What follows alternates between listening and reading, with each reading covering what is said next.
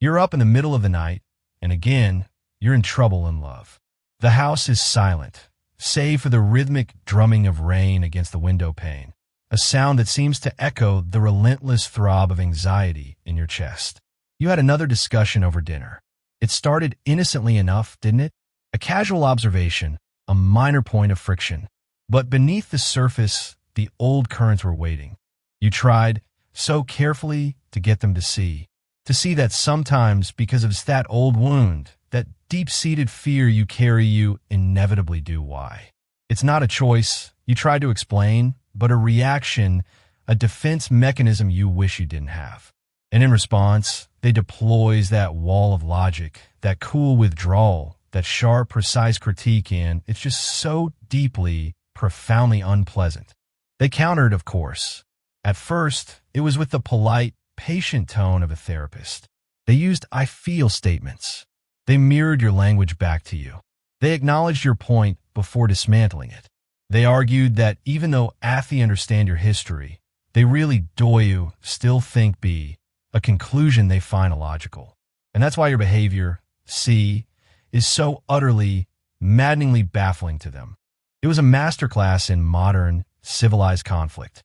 There was no shouting, no slammed doors, just the quiet, tense clinking of cutlery against porcelain and long, heavy silences. Both of you tried pretty valiantly to get your points across with a performance of calm and kindness. Both of you managed to be more or less polite, more or less restrained, more or less grown-up. And by the end of a 2-hour conversational chess match, you reached a stalemate. You parted not in anger, but in a state of exhausted, almost affectionate defeat, and went to sleep in different rooms. The sound of their door clicking shut down the hall felt more final than a scream ever could. But it's not enough, and you know it. Civility isn't a solution.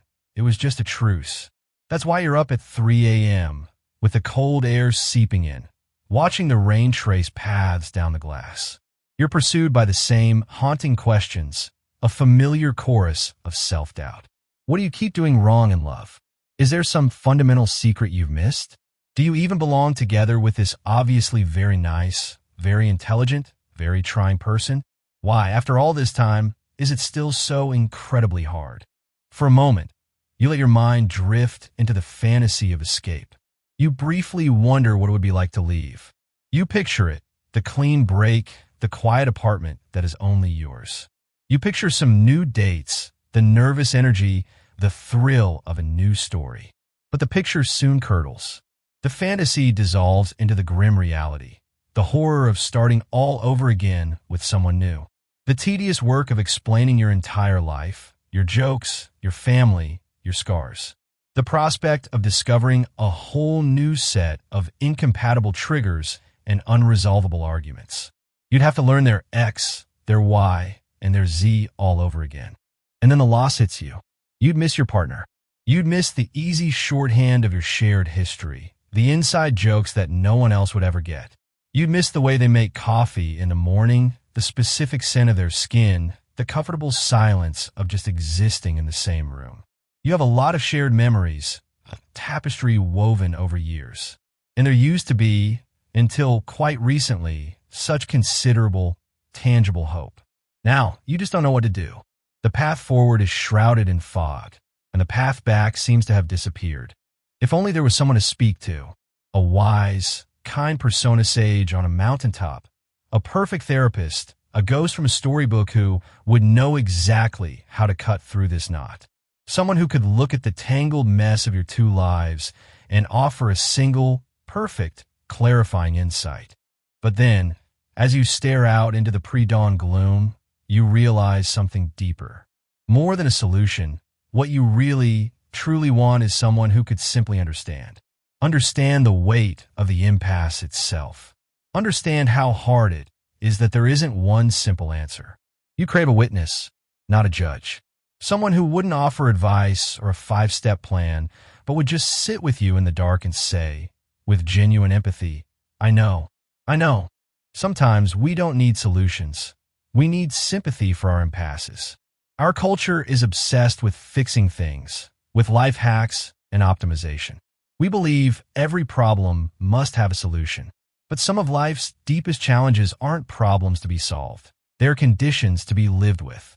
We need to know that we're not idiots for having the challenges we have. We need the profound comfort of knowing that other sensible, intelligent, good-hearted people have stood exactly where we are standing now, feeling this same confusion. That it could almost be okay to have this difficulty forever. That maybe this mess, this struggle, is just one of life's unchangeable givens. That's what a bracing, almost refreshing, pessimistic philosophy is called for. The sort that puts a steadying hand on your shoulder and says, with a wry smile, "Of course you're miserable. You're alive. Of course it's a mess. Welcome to existence. Of course love is a bit impossible. You're a human being. Try to merge your messy, complicated life with another human being's equally messy, complicated life. What did you expect? This isn't your first choice of perspective, naturally. You wanted to sort this out perfectly. You are competent. You manage projects at work. You organize your finances. You can fix a leaky faucet. You like to sort out other things perfectly. But this relationship, this love, isn't a cupboard to be tidied or an accounting document to be balanced. It is a living, breathing, unpredictable ecosystem, a clash of two entire histories, two sets of childhoods, two universes of unspoken needs. The number of people who have this area of life properly and permanently sorted out is minuscule, perhaps below 1%, and they are probably lying. You have failed here, in this moment, that's for sure. But you're not exceptionally stupid for that. You're averagely mad, averagely emotionally perturbed. And what you're trying to build a life of shared intimacy and understanding with another flawed persona is something exceptionally, extraordinarily, dementedly hard. Poor you, and poor your partner, and poor all of us. But in that quiet acceptance, something shifts. The crushing weight of failure begins to lift, replaced by the lighter, broader feeling of a shared human condition. This profound, messy, difficult thing called love isn't a test you failed, but a landscape you are both navigating, sometimes clumsily, in the dark. Your partner, sleeping in the other room, isn't your adversary. They're another soul just as averagely mad and beautifully imperfect as you are, trying to do the same impossible thing from their side of the map. With this thought, the tight knot in your chest loosens. Hope, it turns out, doesn't always come from the promise of a perfect solution. Sometimes it comes from the permission to be imperfect together. Maybe tomorrow morning, when the sun rises and the rain has stopped, there won't be a magical fix. But there can be a new beginning, not a grand conversation to relitigate and finally solve everything, but a simple, humble gesture. A cup of coffee, offered in silence. A quiet, "That was hard last night." An acknowledgement not of who was right or wrong, but of the shared struggle. It is an act of profound courage, the surrender of the ego in favor of connection. In that small, shared vulnerability, you might just find the very thing you were fighting for all along. The goal was never a perfect, frictionless love. That's a myth. The real prize is a resilient love, one that knows how to find its way back after a storm. It is a love built not on the fantasy of perfect understanding, but on the profound and beautiful truth that you are in this magnificently difficult journey together. If these moments of reflection resonate with you, and you're seeking more perspectives on navigating the beautiful and complex challenges of life, consider subscribing to our channel. Our goal is to create a space for these kinds of conversations, to explore the realities of the human heart with honesty and compassion. Join our community as we learn and grow together. Don't forget to click the notification bell so you won't miss our next exploration.